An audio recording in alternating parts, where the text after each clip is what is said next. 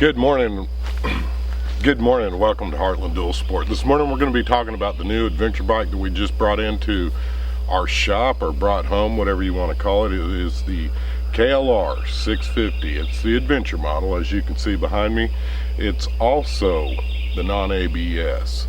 We did that on purpose simply because the reviews that I've been watching have been a little bit mixed. But in today's video, what we're going to cover is we're going to cover 5 things that a lot of people just truly aren't talking about with the KLR. So let's get to the video.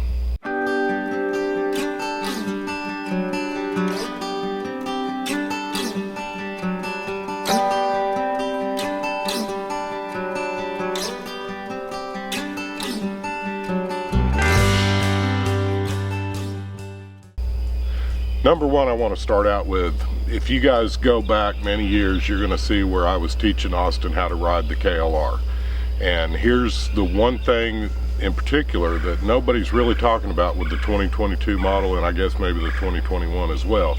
But the suspension that comes from the factory now is actually way better than it was. If you'll go back and watch some of our old videos, and I'll put a link up above where you can go back and watch Austin, but he had, I want to say it was a 2015, I don't remember, and then we also had the red and black one, which was a 2008 model. The suspension that came from the factory back then, and then of course both of these bikes were used, so they could have been slightly wore out, but I'm here to tell you, after riding this thing home, and it was about an hour and a half to go get it and then ride it home, I can tell you there's a huge improvement.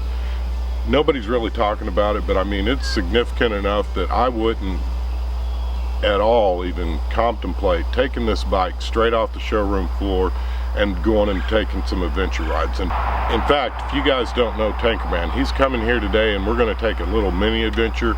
It'll be our first adventure on the bike. I've been riding the bike back and forth to work pretty regular, trying to save money on fuel. And again, guys, the suspension is actually far superior to what it was on the older bikes. One of the big complaints that you would have, especially with the older bikes, is a significant nosedive. We're just not seeing that with this new bike. It's much better. It's almost like it has the progressive spring. I need to do some more research and find out, but it comes from the factory, set up pretty nice. You also got the rebound and adjustments in the back shock, so that you can, as you guys know, when I go do the moto camping, I pack way too much stuff. I pack like I'm the only one going, and I'll be there for a month. I'd rather have too much gear than get there and an emergency happen and not have what I need. Anyhow, that's one of the first things that I wanted to talk about is, number one, this suspension is far superior than the older bikes. And I'm not knocking the older bikes, I'm just saying you can buy this bike and go out and ride it on the street. That brings me to my second point. One of the things that Austin and I discussed in depth when he bought his bike is, he said, I wish there was a bike that came from the factory that you just didn't have to do a whole lot to it, and you could just take it off the showroom and go ride. That is the second point that I'm going to make on this bike. You hear a lot of people complaining about the foot pegs. You hear a lot of people complaining about the shifter. You hear a lot of people complaining about maybe the windscreen, the mirrors. I mean, there's a lot of complaints, but I'm here to tell you guys, your average rider that's going to go out and buy this bike, number one, for as cheap as it is, and that's one of the things that you are going to see in other people's videos, you can buy this bike affordably. That $7,600 mark or whatever it was for the adventure model comes with the saddlebag. So now you've got either an ice chest already installed or a place to store clothes, gear, whatever. They're not huge, but in my mind they're just about perfect because they're not too wide, they're not too bulky. You're still going to end up with a top bag on the back. There's plenty of room on the back for that big top case, or you guys remember on our Africa Twin we had the Moscow Moto bag. We still got both of those bags with the fold out maps and everything else. So I mean, it's perfect. From the factory, you get set up, ready to go do some adventures. Okay, you might have some people that are complaining, or you might have some people that are saying, well, you're going to need crash bars. Yeah, probably so. I'm here to tell you that you can take the bike, and you got to think about it like this. Number one, when you're looking for a bike, you got to be honest with yourself. What do you plan on doing with the bike? Are you going to be doing mostly trails? As you guys remember, when I lived in Oklahoma, we lived in central part of Oklahoma, so we were in Oklahoma City, and I'd have to ride an hour or two to even get to the dirt. So if you're going to be on road more than you are dirt, the bike is set up perfectly for that, right out of the showroom. I've heard people complaining about the tires. The tires, yeah, that's going to be something I'm going to let them wear out, and then I'm going to go to something a little bit better. But we live on a gravel road right now, and I've had no trouble at all riding this bike up and down the gravel road. So again, straight off the showroom floor, this bike truly doesn't need anything. It's set up for your average person.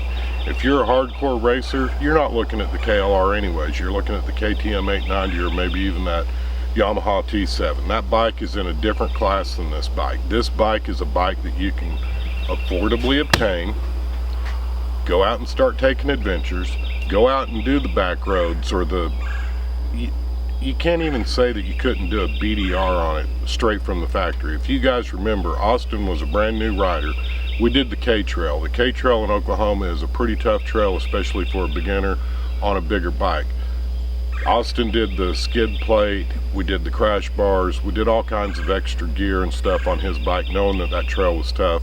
He only fell over one time. I mean, the bike is very easy to ride, it's smooth, and that says a lot to me when you're talking about a bike in stock form. And the suspension, like I said, on this bike is so much more superior than it was on Austin's bike.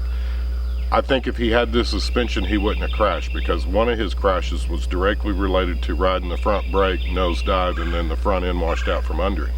I think if the front end hadn't washed out, he wouldn't have even crashed that time, so it would have saved him at least one crash. His crash when he did go down were just slow speed and nothing detrimental to the bike. So I mean, everything worked out great, and it was a great learning experience for him. But that's another thing I'm talking about with this bike. You have to also think about the guys that you plan on riding with. If your buddies are Graham Jarvis and people like that who are going to be doing a BDR and they're wanting to go and they're going to be testing themselves and speed is on their mind, this bike isn't for you. This bike is for somebody who's a little more laid back, who just wants to save money going back and forth to work. It's a great commuter bike. It's extremely comfortable. You're going to hear people talking about the highway speeds. Yeah, the highway speeds are not the best. It's not the best bike for a highway, but it's a great ride to work. If you leave early, why are you going to be in a hurry anyways? I don't want to pay the tickets. I don't like getting stopped by the police. I don't want to pay the ticket, and I sure don't want my insurance going up.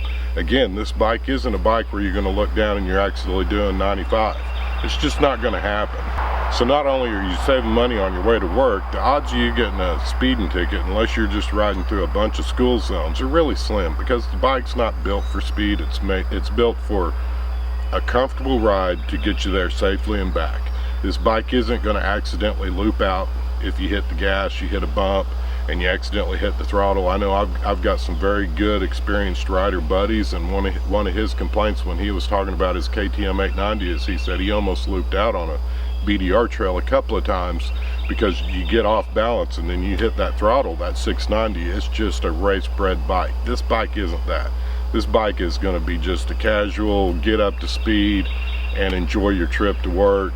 Throw a bag of dog food on the back of your bike, bring it home. The dogs are going to be happy when you get there.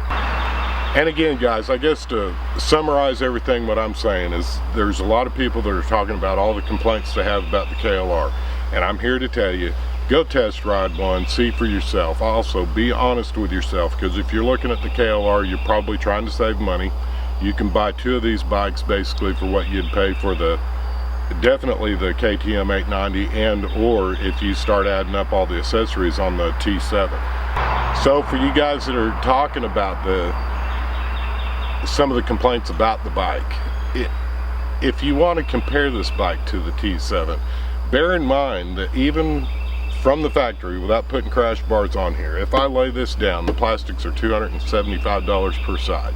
So if you want to spend $300 or $400 and get the crash bars, I suggest you go ahead and do them, and we probably will. I'm waiting for somebody to come out with some that I don't have to take off any of the stuff from the factory, because to me the stuff that came from the factory actually looks good and will work for what I plan on doing with the bike.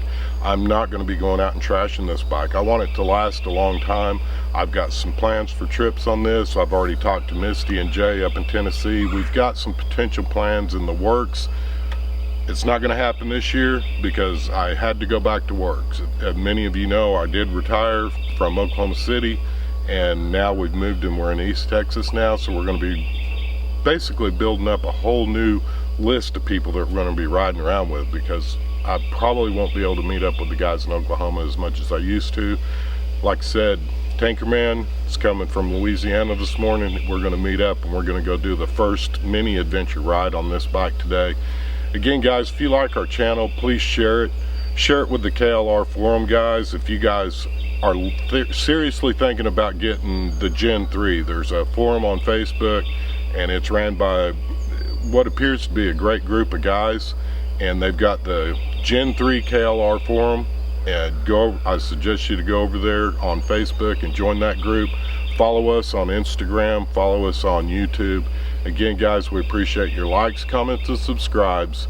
If you're looking for a bike straight off the showroom that you can go ride and have fun and just start doing adventures, maybe even every other payday down the road you could add some tricks or things to the bike, but you don't need to buy thousands of dollars worth of stuff to start having fun. And that's one of the main things that I wanted to get in this video, is the bike is here and it's ready to, right off the showroom you can go start having fun.